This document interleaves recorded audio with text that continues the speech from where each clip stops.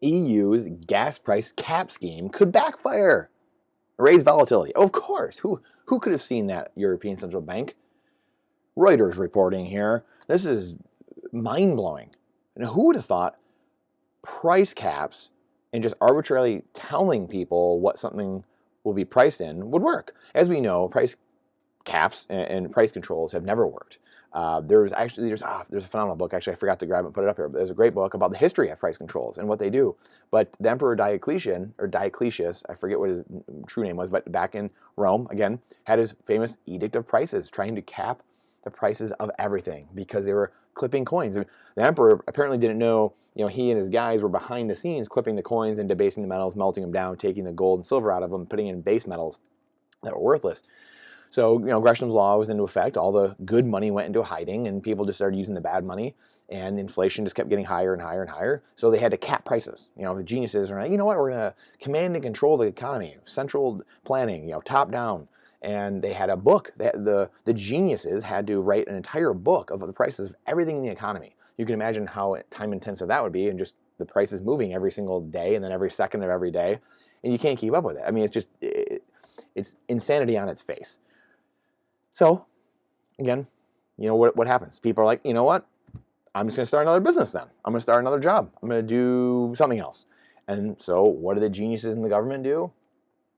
They say, you know what? You now have to go into first off, they said, we'll kill you, basically. Or not basically. They said, we'll kill you if you start gouging prices, raising prices, whatever. So what does that do? Again, first off, it makes people not want to innovate, not want to do anything, not taking chances, not do much, right? So maybe a few are in business still, but everyone else just drops away because they're like, I can't keep doing this. This is insanity. I don't have any ability now to pay for any new goods or create anything new. And so what do? They go in and they say, okay, because you people are quitting or you're going to start new jobs, you have to go into the business of your father. And if you don't do that, then we'll kill you. So people just completely fell away from business in general. Everyone just quit. They just went home. They're like, oh, okay, I can't do that. I'm not making any money. I'm just losing money. I'm dirt poor. And they're like, all right, well, here's a shield. Here's a sword. Go fight them. I mean, long story short, I mean, it's just, it wouldn't be, I shouldn't be laughing. It's only comical, I guess, now because it's thousands of years later. God rest their souls. I mean, but we're doing the same things now. I guess that's why it's comical, because we're doing the same kind of things, thinking oh, this time it's different. It's always different this time. Why is it different? We're still human beings.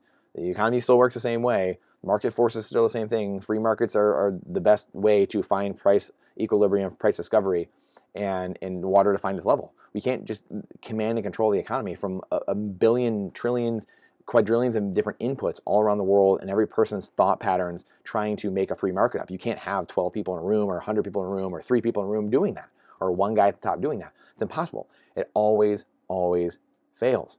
So again, when you have price caps, now you have supply of things going down, which then when people are going to find these things, right, it's going to raise prices because there's less supply.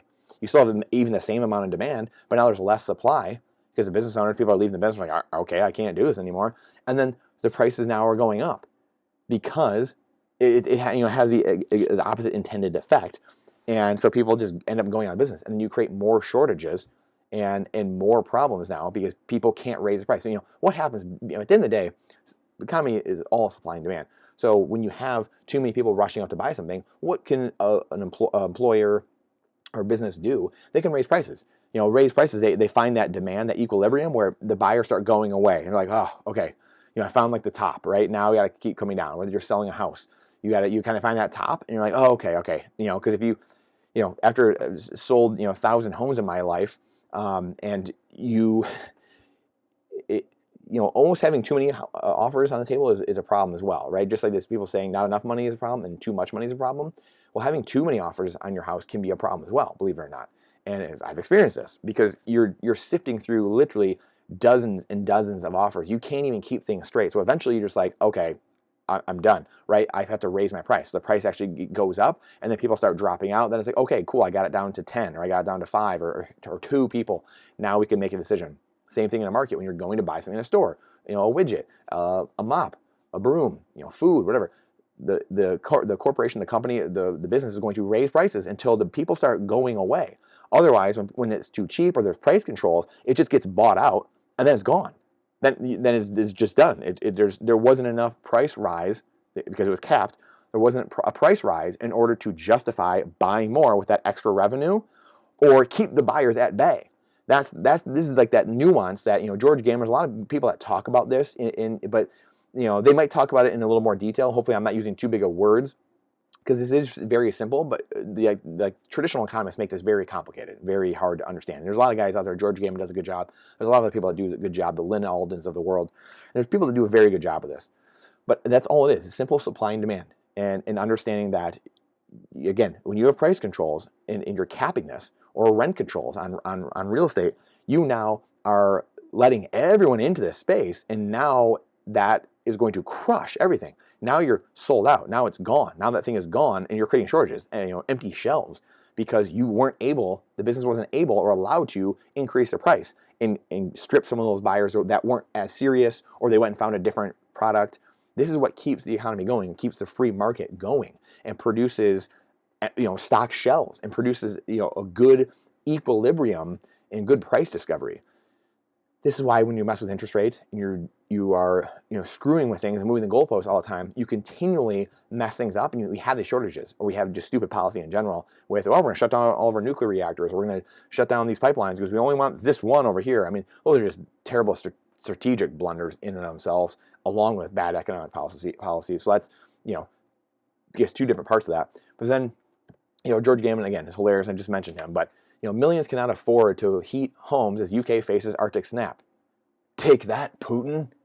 Right? You have all the morons in government everywhere taking them out of the SWIFT system in February, saying, "Oh, look at us! Hey, Russian oligarch billionaires, give your yachts back. We're shutting you out of everything. We're kicking hockey players out of the NHL, and booing them, or whatever the hell we're going to do." Like, take that, Putin.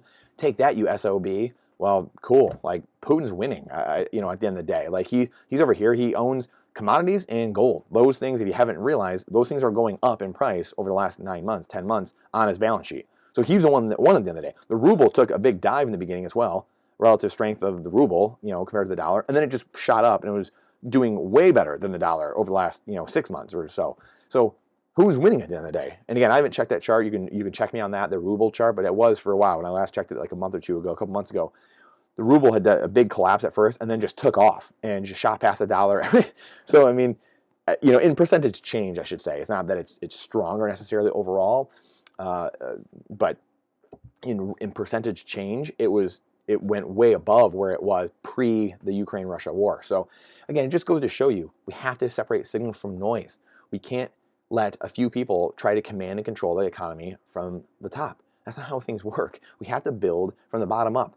Bottom foundation. We continually talk about layers and frameworks, and we're going to continue talking about this and start talking about the frameworks of what builds a successful life. The things I've seen, the people I played with, the many that played in the NHL, and what got me to the pros in hockey, and what has made me successful in business and investing and building my net worth in our family office. What makes that work? What makes that click? What are the frameworks? One of them is building on a solid foundation, solid rock. First principles, nature's law. If we go from there, we can build successive layers on there that make sense. Kind of like the Bitcoin protocol, right? Everything comes back to Bitcoin a lot. Building a firm, foundational, permissionless, trustless, immutable, foundational rock protocol layer number one. That's the thing. Then we can build different subsequent layers that give us speed, scalability, different apps, programs on top of that. That's when, unfortunately, many people are missing the forest from the trees. They just see dollar signs. They're seeing fiat dollar signs. I can make some money quick, rug pull people, I'm out. That's a legacy banking system. That's the dollar, SWIFT, the banks, the central banks, FTX, all the altcoins, crypto, all that. That's all the same system. They're all the same system. FTX was a bank. A bank is FTX. That's all it is. Ethereum, they're staking people. They have people gated from the system. They can't get their money out. Same with banking. Like, is the 0% reserve on banks right now? So you can go put in $100 right now. They'll lend out all of it immediately. Just like the South Park meme. It's gone. It came back like later that day. It's gone. Oh, where'd it go? I put it in a money market mutual fund. Now it's gone. They don't have to keep any of it. Your money's not yours when you take it to a bank. Custody, our wealth, our assets, security, energy, water, food, shelter, Barterability, as Lynette Jane says, gold, silver, Bitcoin, be independent, be resilient. We're going to keep talking about this going forward. The layers, building on rock, and then how can we become resilient and independent, and then find truth. Those are some of the big key things, 3 big keys that I continue to focus on. We're going to keep focusing on here, shedding light on what's going on, and trying not to be woke like this, and take that, Putin, doing stupid, silly gimmicks and woke social media trending memes just to feel like we're doing good things. Feeling good and is a lot different than actually doing good. We have to remember that. Stay strong. Appreciate your time, your attention, your energy. It's the most important asset we have. Please like and subscribe to the channel if you haven't already. Please share it with someone that you think might enjoy it. And again, appreciate everything and you coming here. It's the most important asset. Like I said, time is the most important asset we have. It's the only finite asset we have and we know of besides Bitcoin. And again, I've yet to see anyone put in the comments what else is finite, truly finite, like Bitcoin and time. So Bitcoin is time, time is Bitcoin. A little paradox for you. So appreciate you. We'll see you on the next one.